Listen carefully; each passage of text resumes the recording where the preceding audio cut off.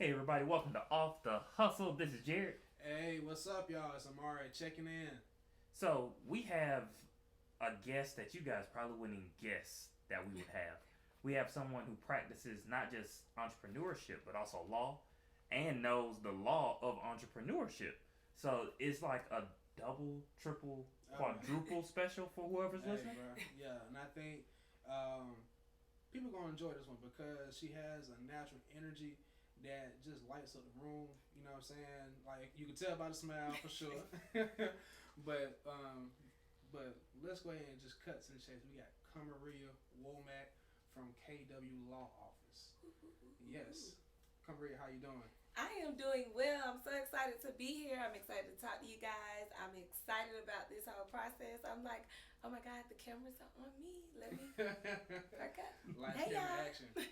Yeah, so man, I really appreciate you for even taking time out to come up to the Hustle House. We've been, of course, me and you, we all go back to Georgia Southern days, but me and you go back to the Chick-fil-A days. Chick-fil-A. We was slanging them chickens. Yeah, man. So and ever since then, like I knew you, like, and I think I told you this last time we talked. I can tell when you stepped on campus at Georgia Southern back in what 2012, 2011, yeah. I can tell you wasn't just there to just kick it. I can tell like, hey, you transferred from Savannah State, and once you stepped on campus, you were trying to make certain moves to get ready for the next phase of your life. So tell us about that. Okay, so I'll tell you. So I started at Savannah State, HBCU. Loved it. Still got a lot of love for Savannah State. I transferred because I wanted to be. I was a political science major, and so when I was at HBCU, it wasn't a lot of challenging ideas because we were kind of all on the same side of the coin. So when I wanted to go to a PWI because I wanted to see like what am I up against when I go into this world of politics and political science? What is gonna happen when I get there? And boy, did I learn. Did I learn? I learned because political science isn't that popular of a major anyway. And then like on top of that, you get your sprinkle of like three black kids in the classroom, and some of the ideas. I'll tell y'all one quick example of when I was like, oh, okay, because we were in. I want to say.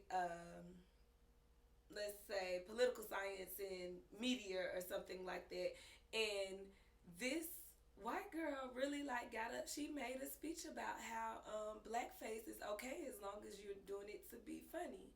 Like blackface is fine. Like she showed a picture where she brought examples. Like she was like She did on this. research. She did research. She was on this. This was serious for her. She brought a picture of Jackson 5, and then a picture of these white boys who were dressed up like the Jackson 5, and then a picture of the Bee Gees. And so she was like, see, and it was for Halloween. The white boys who were dressed up as Jackson 5, they were in blackface. And so she was like, well, see, nobody would have known that they were being the Jackson 5. They would have thought they were being the Bee Gees had they not put on the blackface. And I was like, so we care about a Halloween contest that much. So my professor was like, Miss Womack, you want to take this one or me? And I was like, tag me in. So that's like that was when I really realized I don't have a problem speaking my mind either. But I said to her, I said, so for a Halloween costume contest, you're fine offending a whole race of people. You're fine ignoring the fact that blackface was used to actually insult and degrade a whole race of people so they could win with a $25 Amazon gift card. Maybe not even that. Maybe just bragging rights. Mm-hmm. Like I said, all they had to do was sing some Jackson 5 songs. Like that's it. I was like, it's never that serious to where you're okay offending that many people for something so small. Like, and I was like, the history of it itself makes it where it's not gonna be okay being in jest. Like, it's just not gonna be okay being funny. So being at Georgia Southern, that's what I came for. Like, I came to see what I was up against when I moved into this world of wanting to go to law school, wanting to be in politics. Like, I wanted to know what I was up against, and we're up against it, guys. Yeah. We're up against it. Like there has been a lot of progress made. I mean, Black Lives Matter movement last year, like, that was something that shook America up because those protests, I feel like it was like, I can't remember what this, it was like 30 days or more of straight everyday protests somewhere in the world for Black Lives Matter movement. So it was like, you know, I see the progress that we're making, but I definitely know, like, rooted in from my experience at Georgia Southern, that it's a lot of work. We got a lot of work to do. So that was why I transferred there. So, yeah. That's actually I think about that because I went to HBCU as well, and now I didn't transfer for intentional reasons. I transferred because money got slim, and financial aid, our state tuition was just it wasn't gonna allow me to even stay even though I wanted to. But with you making those moves and kind of like planning stuff out, I would think that you probably got what you wanted, probably more than what you wanted, because people need to realize that. I think just from my personal college experience, the college campus is like a controlled environment of what the world is going to offer you when you embark on it. Exactly. Yeah. So let me ask you this, outside of the classroom, what was that experience like for you, going like as you transition from college into your professional career? So outside of the class, when I came back to Atlanta after Georgia Southern, I worked at the Boys and Girls Club in the neighborhood called the Bluff. I don't know, it's Bankhead, Westside, like in neighborhood called the Bluff. I grew up in the Bankhead community, so I knew I wanted to give back, and I was off track from wanting to be a lawyer. I actually wanted to go into something that had to do with children because I've always cared about children. And so when I was there, just seeing that community from more of an adult standpoint, like I still like feel like at 22, not like adult, but it was pushing me in a certain direction because I was just like looking at it differently. I always saw the injustice. That was why people used to say I was going to be a lawyer anyway, because when I was growing up, I would speak out about, injustices, like how I said in college. I didn't know I would do it against white folks, but I definitely knew I had it in me. But I was like, okay, even under pressure, I don't mind like speaking up. But so, when I was in working at the Boys and Girls Club, it just really started to hit me about like marginalized people and marginalized communities and the lack of resources and the lack of understanding, because when I was there, I just got to see every day how those children lived, and it was like the adults that they're created from that environment, and then these adults who are now created get treated terribly, but it's like, well, they were ignored when they were kids, like, or like some of my babies, like they had to sleep, they knew to sleep on the floor in case the house got shot, like, and they would not have eaten since like lunch at school. They don't have no snacks and stuff, and then it just was a very different lifestyle we had. I would be spending my check to go buy clothes because some of the kids' mamas they were homeless, and like they live these rough lives, and then we expect as a society for them to grow up and have great behavior. And it's like, what? Like, we're missing something there. And so for me, I felt as though the best place for me to go was law, because I was looking at how they were growing up and like becoming these adults, and then seeing their parents who grew up in the same way, but seeing systematically like this is all terrible. Like, how do I change the system? And so I thought law school, at least let me learn the government. Like, let me learn it. Let me go and learn it. So that's why I was really interested a lot in constitutional law. Learning the Constitution, understanding like how government works and where are these laws coming from. How do you change a law? Like, seriously, like, I know I'm just a bill and I'm sitting here on Capitol Hill, Schoolhouse Rock, but give me some more details because I want to know how to change laws. So that is what really drove me into becoming a lawyer, was just seeing that environment and seeing that huge disconnect of like, how do we just go into punishing when I'm watching how they grew up to be the people that they are, and when they were at a stage where we could have changed this behavior. And of course, we're working at the Boys and Girls Club. We're trying to change the behavior, but we're not saving all of them. So I know these kids are here, and I know what they're going through. But what about the ones who don't go to Boys and Girls Club? Yeah. Like, what about, so, and even the ones who go to Boys and Girls Club, you can only do so much when their home life is a certain type of way, too. So, I felt like there was a huge disconnect somewhere, and I wanted to figure out how I can fill in that gap. So that was kind of like my transition from undergrad into law school and becoming a lawyer. So yeah, and that's cool because I want to say I think cool is like an understatement. The wrong word I wanted to use. I want to say it's actually profound because I'm from Atlanta as well, and the thing is, when I think about how this city has evolved over the years, especially since we come up as kids, it's a lot of things have changed from the outside looking in, but it's still the same because you can try to gentrify a neighborhood or whatever, and you just pushing the same people out. You haven't done anything to actually change those people. Now, environment change, it can do something, but we got to erase a lot. Not erase, but rectify and change, a lot of mindsets, a lot of it's a lot that has to be done, and pushing people out of a neighborhood isn't the only thing that's not gonna fix it. Yeah, not understandable. So as you was working at the Boys and Girls Club, I know that you eventually transitioned into going to law school. So you went to John Marshall's law school here in Atlanta. Yep. Now, how was that for you? So I started law school. Yeah, I didn't know nothing about law school.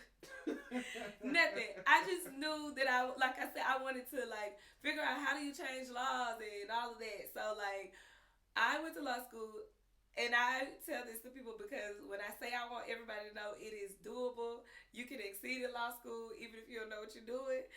You just have to be dedicated and you have to be disciplined. I didn't know I had to take a bar exam. I'm like, what is that? I found out 3 months in. I would hear them say it, and I finally was like, so what is, I'm thinking it's like a final exam, but no, it's something totally different. But so, mind you, for me, just transitioning in, it was like, okay, this is about to be a lot of work, but I've always, luckily, been good at school, and I feel like naturally, I just am smart. When I was in first grade, I got the perfect score on the standardized test. It's just my brain just happens to be a blessed brain, but that is not all that it takes to succeed in law school. There's a lot of smart people go to law school. It's that discipline. It's that, I had a schedule that I lived by. If I would rewrite my to-do list every time I check one thing off, now let's start again. You in class from 9 to 5, then each professor is assigning 100 pages of reading for the next day. So it was just about me being it was a 9 to 11 p.m. every day, and it was just something that I was determined to do. And the way I survived it without going crazy. I mean, I went crazy a few times, but we'll talk about that later. But I would stayed on that schedule so that I could have my Saturday night or my Saturday during the day and go and enjoy myself on a Saturday, but then get right back to it on Sunday. But to give myself that reward, I had to stay on track with my studies and staying on track with the schoolwork. So it was definitely a transition. I went to John Marshall purposely. I got accepted to a few different law schools, but I went to John Marshall purposely because it was ranked number 4 for diversity. And after my experience at Georgia Southern, I said, I just want to learn. I don't want to have to be here arguing about racism. If it comes up, yes, we can. We can do that. But, it is a different experience when you're the only black kid in a classroom where it's only 2 or 3 black kids, and I had studied abroad in France, and that experience from Georgia Southern, and that experience was oh, I cannot be the minority anymore because it's exhausting. Because one, I'm gonna argue every time, I don't know how to let it roll. No, let's approach this right now. But that's exhausting when you just came to learn. It's very exhausting. So I wanted to go to a school that was diverse. I'm not afraid to talk about it, but I didn't want that to be my whole experience. And weighing on me a lot is that I gotta correct this person, or this professor just said something crazy. Constantly having to correct. So law school, though, for the most part, I had to correct some people, and educate some people, and when the conversations arose.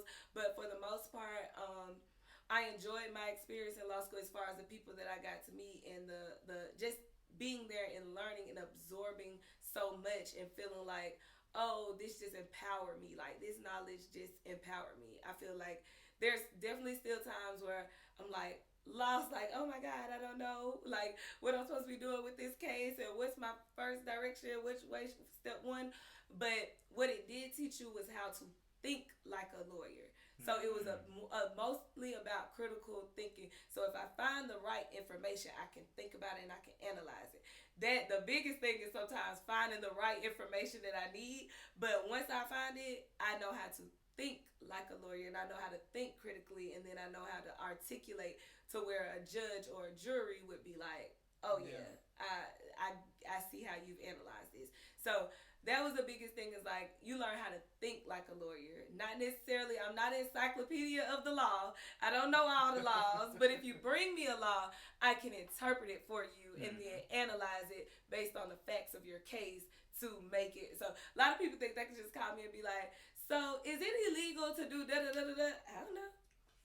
Google it. You Google it, I can tell you if your chances are going to jail. No, that's real. So that's how, like, lawyering works. It's more like we are being taught how to think a certain way, not necessarily like we just know every single law. Okay. Yeah. Let me ask this, because I know what TV say the bar exam is, but what is it? I ain't gonna pretend like I know. Okay, let's talk about this bar exam. The bar exam is something that is meant to drive you insane. So, all right, after you graduate law school, you have to take, in Georgia, it usually takes place, I know with coronavirus things change, but so you graduate in May, then you take the bar exam the last week of July. The bar exam is a 2-day exam, 12 hours in total, where they test you, they test you on every area of the law. Like, so basically you have to study for 2 months on every area of the law. Even if you didn't take that course in law school, you have to learn it while you're studying. Like, they have, it was so intense, y'all. That was the most intense part of my life. Like, I went off of social media. I remember I used to go to get, I don't know if it's poke or poke. It's like a little Asian bowl. Yeah, I know what you're talking about. I'm not gonna pretend like I know either. Yeah, so. But I know what you're talking about. Yeah, so it's like sushi in a bowl. And I used to go to this place and I used to do my practice quizzes. And like, I don't know what I looked like, because after I took the bar, I came in like dressed how like I usually be, cute or whatever. And they didn't know who I was. I was like, hey y'all. And they were like, hey, what would you like today? And I was like, it's me. They were like, it's Kamaria. I'm like, God, I used to be rough in here. Like, that's how bad I looked that y'all didn't know who I was. So, the bar exam is 2 days, 12 hours, test you on every area of the law. Or let's say, I won't even say they test you on every area of the law, but you have to be prepared that anything could be on there. And so you have your essays. I think it's 2 or 3 essays that you have to write. Then an MPT, which is like the practical part. So basically, you're given a case and you have to write a memo for your supervising attorney, or you have to write an answer to a complaint. Like, you have to do it as though you were practicing, and then you have your multiple choice on the next day. And the multiple choice, I can't even remember. I think it's like 200 multiple choice questions, but you're going from talking like. Question number 1 might be about constitutional law. Question number 2 might be about criminal law. Then you're skipping over the business law. Then you're skipping over the contracts. Like, it was intense. It was intense. Like, during that process, I did lose my mind for a second. I had an anxiety attack. And when I got to the hospital, they were asking me what my phone number was, what my social security number was. And I was like, all I know is negligence equals breach, damages. Like, I was like, I don't know what you're talking about. All I know is the law. Like, and they were like, oh, we've seen this from the kids from Georgia Tech. Like, they were like, yeah, they come in here giving us mathematical equations, and they're like, and you're giving us legal analysis. So, okay, we're used to this. Come lay down. Take 2 of these. We can help you. We've seen this. So, yeah, the bar exam is pretty intense. But is I don't want to. I hope Michelle Obama don't never see this, but you gotta give myself my little props because a lot of people failed the bar exam. It's just that hard. It's hard, and then on top of it being hard, the anxiety behind it will just throw you off. But I passed the first time. Okay. Michelle Obama had to take it twice. Congratulations. Look, no shade. I love you, Michelle Obama. If you ever see this, I just use that sometimes to brag on myself. You gotta take your wins while you go through right, it. Right. So because I could we had a guest on here before, and we were just kind of like talking with him. He was telling his life story of how he got to where he was in his profession. Mm-hmm. And one thing I realized with talking to him, as I'm talking to you right now, is like we all have to earn our stripes. You know, to get where you want to go, you're gonna have to go through those ups and downs. You're gonna have to go through it. Yeah, like it's gonna be some days or some nights or some mornings where you're gonna have to really like go outside of yourself mentally, physically, whatever, to really build yourself up because like. This is something that, unfortunately, our school system doesn't teach. Mm-hmm. It may teach you how to pass a test. It may teach you how to, follow instructions. But to really learn how to adapt, learn how to apply information, and learn how to really, be resilient. Yeah. Because that was perseverance. Because that was, I will tell you, during the bar exam, I always handwrite because, so in law school, at our school, your only grade was your final exam. Like in every course, like your only grade is your final exam. You don't get.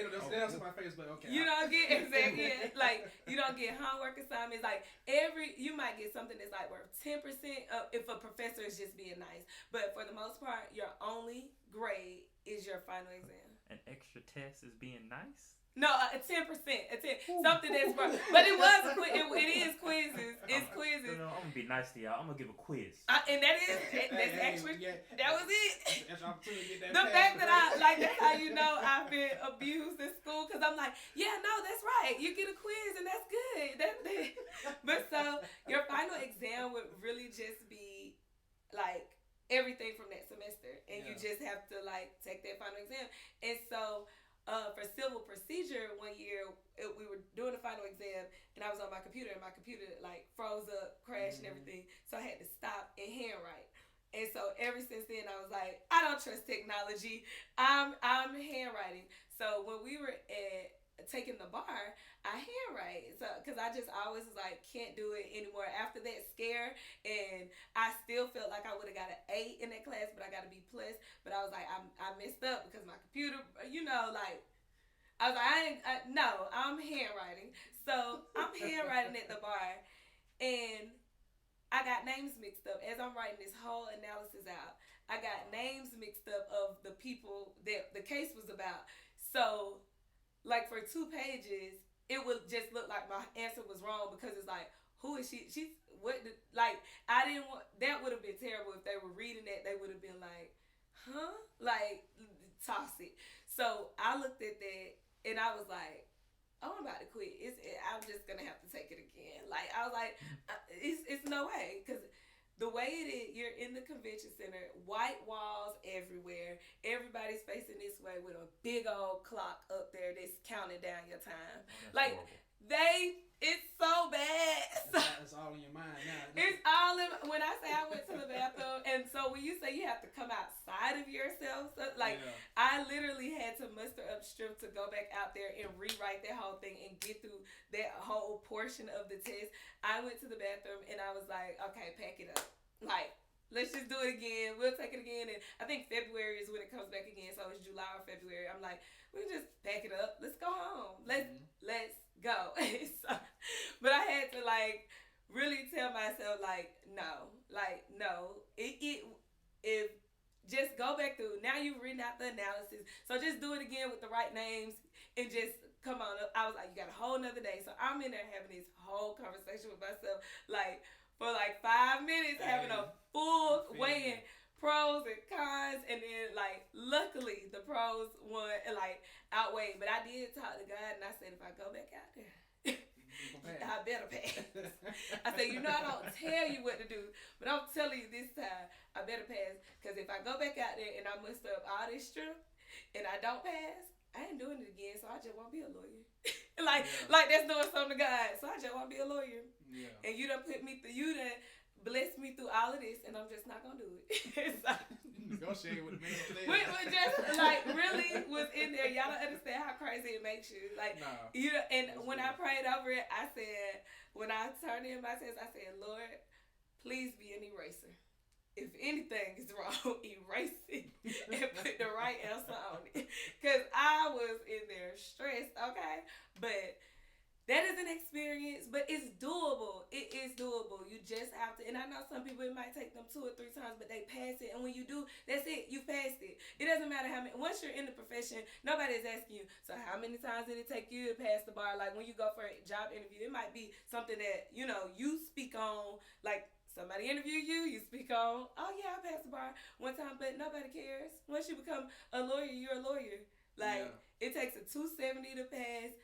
I didn't care. If I got a 270, that was it. I didn't need no extra points. Give me 270. That's it. That was my goal. 270 was written on my ceiling. 270 was written when you walked through the door of my apartment. 270. That's real though. Nah, and I think, you know, of course you're gonna do better than 270. You know what I'm saying? But I know I did, but it wasn't. I've seen people got more than me. yeah. But you know, and I think it's like, no matter to what you're saying, no matter how you get through the door. Get through the door. Get through the door. I don't care if it take you 3 times, 4 times, 5 times. Once you in there, you in there. Can't nobody put you out now. You in. So you might have to keep beating at that door, but once they open it up, just plant those feet and you're there. So, you know, I might say about like, oh, I passed it one time, but that's not a slight to anybody. That just happened to be, I told God that I wasn't going to do it again. So that might have been why I passed it the first time. But easily, I could see some, like, it's so much of a head game too. Like I said, the where you're at, like, the experience itself is so overwhelming too. So, you know, as long as you pass it, it's all that matters. And based on everything that you said, people who watching and listen to us right now, they may be thinking like, that's it. It's like, nah, yeah, you got your stripes. Now you gotta go out and earn your keep. Yes. Yeah. So I think, you know, so I want to ask you, like, shortly after you passed the bar, you certified now. Oh, I can tell you that journey. Let me tell you about that journey. Yeah. Well, also, let me tell you how they do you with the bar exam. You take the bar exam in July, you don't get your scores back till October. So you're sitting around waiting, trying to figure out, did you pass or did you fail? For 3 months. Like, literally the nightmares that ensued. I woke up one morning punching the wall because in my dream, I had a score that said I passed and one that said I failed. And I asked the man, this was in a dream, I asked the man which score, and he said, well, just go with the failed one. Because he didn't take them back to compare. He just said, well, go with the failed one, just have to take it again. And I punched him in my sleep. I woke up punching the wall. I was like, this is so stressful. Now, was the reason? Now, all right, I know people, y'all not able to see Jarrett and myself, but I would tell you like this. I'm laughing right now while you telling that story because I can legit see. Don't let the elegant face fool you, and don't let the nice charismatic woman fool you. I can definitely get the vibe where you don't fight, like you don't shoot hooks like a little sissy. Whatever. I can see you throwing a straight jab to the wall. Like it was I punched a dead face like this. Like when I woke up, I was like, oh, ow. Because I punched the mess out the wall, okay? I punched the mess out that wall. But, so from that transition, so there's a job you can do that's called document review, and it's a lot of people call them project attorneys. Yeah. So you can have a JD. You don't have to necessarily be certified as an attorney. You don't have to be barred. So that was what I was doing in the meantime. And basically what it is the big corporations, like let's say a company like Coca-Cola got sued, and it's a lot of paperwork that has to go with it. A lot of the evidence is like paperwork. They bring in attorneys, so it's project-based, contract out. So you're only there for as long enough to go through all the evidence, and you go through the evidence to check for relevance and like what could be for the client, what could be against it, what's hot document, like, oh, this is like something y'all definitely need. So you do that. It's a little mundane. You just kind of like going through evidence every day, all day. what I was doing until I passed the bar. And so when I passed the bar, I was still there a little bit, but so a mix between because once you become an adult, your professional and your personal kind of merge. It kind of pushes the other, makes other decisions happen. So I passed the bar in October of 2018. Then I was working at King and Spalding. I was as a project attorney, and then January 2nd, my grandmother passed, and she was 82, but she had been perfectly fine. She went in for back surgery, and it was a complication due to the back surgery. So in 6 days, she was gone, and that was just very traumatic for me. It was just very, very hard, because my grandma was one of my biggest cheerleaders, and me and her were developing a really good relationship as I was getting older, because she was a businesswoman, so she liked to really talk business and talk about NAACP and all that stuff, the movement. So we when she passed, I was just like, okay, what do I want to do in life now? Where do I want to go? Because it was after the holidays too. That was a reason why I stayed at King and Spalding after I passed the bar, because I was like, let me get through the holidays. I don't want to make a big transition. I got too many nieces and nephews. Let me get those Christmas gifts. But then when she passed, I was like, I don't necessarily want to be working at King and Spalding as a document attorney. I need to figure out what I want to do. And I always wanted to get into politics. And so I was like, I want to go to DC. So I moved to DC in April. So when I moved to DC, I ain't getting out one job. I couldn't get a job for nothing. My resume, like I said, I graduated number 5 in my law school class. I was a student representative. I got it's Cali Awards. You got the highest GPA in a course. I had 4 of those. I had intern places. Could not get a job. They said, we love your resume, we love your personality, but we had to go with somebody with more experience. So I just kept getting hit with more experience. So that started to weigh on me heavily. I was feeling like, yo, what? Huh? And you can't make somebody hire you. School is one thing. If you work hard, you get an A. You work hard, you get the grade. But it was I worked hard and I didn't get the job. I would follow up and ask them, was there anything else I could do? And they were like, no, we really loved you, genuinely loved you. It's just you didn't have enough experience, and we needed somebody with more experience. So when I moved to DC, couldn't get a job, and I was feeling a little defeated. And then, I did get document review jobs up there, so I was doing that, but still heavily applying to other jobs. I remember I went on one interview, and I busted out crying in the interview. That's just how down I was feeling, because I felt like the interview was already going south, and I just busted out crying, and I was like, I'm just not making it. I feel like a failure. They had to stop the interview, give me some napkins, give me some paper towels, and they were just encouraging me as a person outside of the interview, but just as a person, they were like, we looked at your resume, that's why you got the interview, you know how many people applied for this, you may not have the experience that we're looking for, but you have enough, you just have to find that right position for you. But I literally bust out crying in the middle of an interview, and then when I left out, I was crying again because I cried in the interview. I was like, oh my God, what is happening? So in September, I decided to go ahead and start my own law firm, Law Office of Kamaria Womack, also KW Law Office, that's the AKA KW Law Office. So,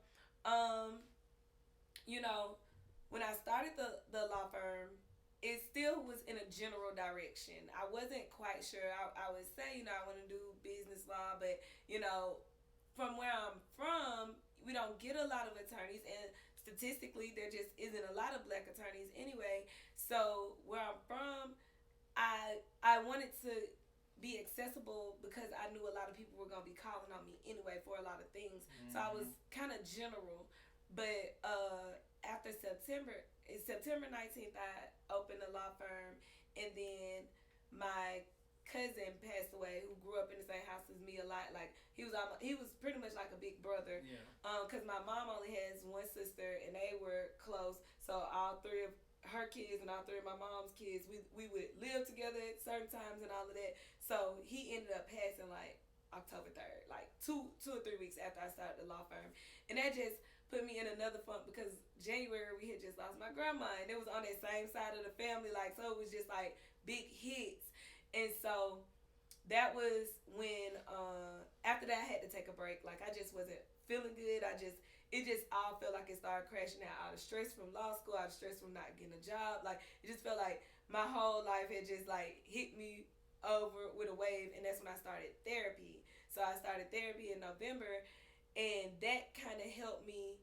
First, I got some clarity. I had to let's see, what is it? Kind of like push some stuff out of my brain so that I could make room for some new stuff, because I had to like get rid of some stuff that was weighing on me heavy, get through some grief, get through, like trauma and all of that, and then say, okay, now I have space to actually, if I'm opening a law firm and I'm opening this law firm, but my brain is still like every which way, it's just not gonna go well. Yeah. So I ended up going to therapy, and so by like, February, I was feeling better. I was like, because I had been taking a few cases, but I wasn't really into it. I was still just mainly focusing on my mental health and feeling better.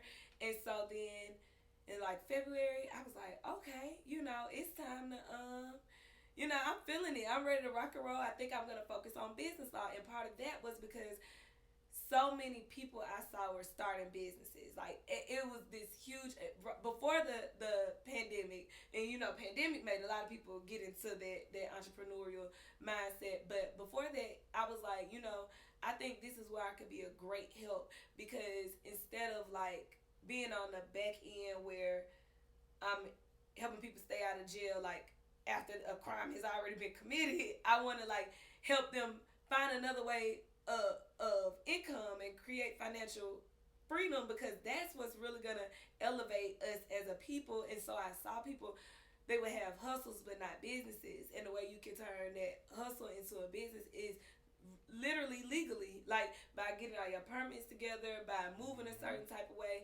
And I do seminars and stuff, but I will tell people, like, if you ever want to get into the retail stores with your product, it's a certain way you got to do it. And you're only going to be able to get so far if you're doing things halfway and not necessarily like putting in that, getting your permits, getting your licenses, staying on top of that type of stuff. So that was something that I was like, I really think I want to do business law until I can, and I've always been an advocate too. So I was like, until I can kind of move into that political realm, I'm going to do business law. And so that was like February. Then March hit, and it was a pandemic. And the first people to get hit were the businesses, small businesses. Like, so I was like, yikes. Okay, so something is not making sense to me. Like, every move I'm making is a no. Like, move to DC. Thought I was going to take off. No. Said business law. Thought I was going to take off. No. So instead of like with that, I was like, well, I ain't moving nowhere else now. Like, I'm here in Atlanta. And so I had to just think about it and figure out how I wanted to make the play. And so during that time, Black Lives Matter movement really started when we saw all those deaths. And, I was like, well, maybe I can't with the law firm right now, but I'm going to get out here and advocate. So I was at the protest. I was providing pro bono legal services, me and some more of I think Amanda Young. Yep, I was going to say, she went to Georgia Southern. You might know her, Amanda Young.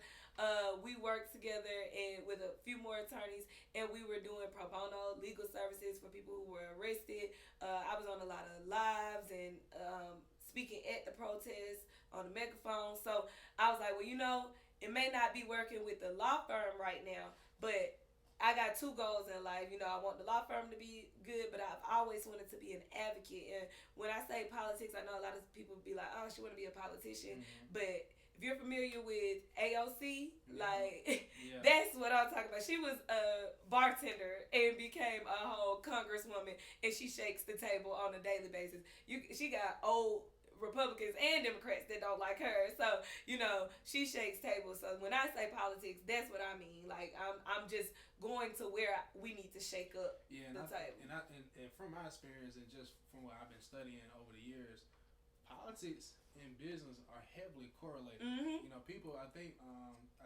through media or just the lack of actually knowing, I think people think that they do have different worlds in some ways, but business and politics are heavily correlated because, especially in big businesses, from as you go up the scale in business. Yeah, it gets like that. It does. Yeah, politics start to play way heavy. Exactly. And vice versa. So I think that for 2020, especially when Black Lives Matter, that phase was going on up to now, I think this has everything that's been happening within like the past 2 years have been drawn out the landscape for people in business, especially and also people who are working in the legal field and people who are working in the political field, because this is your opportunity to get in the door and become an explorer of how to build your niche. Exactly. And that's exactly what I was doing. I was taking the opportunity. I said, and it's not fake. Like, it's not like I said, oh, Black Lives Matter movement, perfect time for me to get my, like I've been yelling this stuff. Like I said, when I was in undergrad, I've been yelling this stuff. I will tell anybody. I can attest to this. I've been saying it. You can vouch for it. Been doing this. Been saying it. And so it just happened to be that it provided me a platform to say it to more people. Yeah. And so that's what I said, well, then boom, that's it. That is putting me in a position to where when I'm ready to run for office and I'm ready to really get out there, people will know, like, oh, she's been in the trenches, like she's been doing this, like she's been out there, like handing out waters, handing out flyers, like making sure people are okay.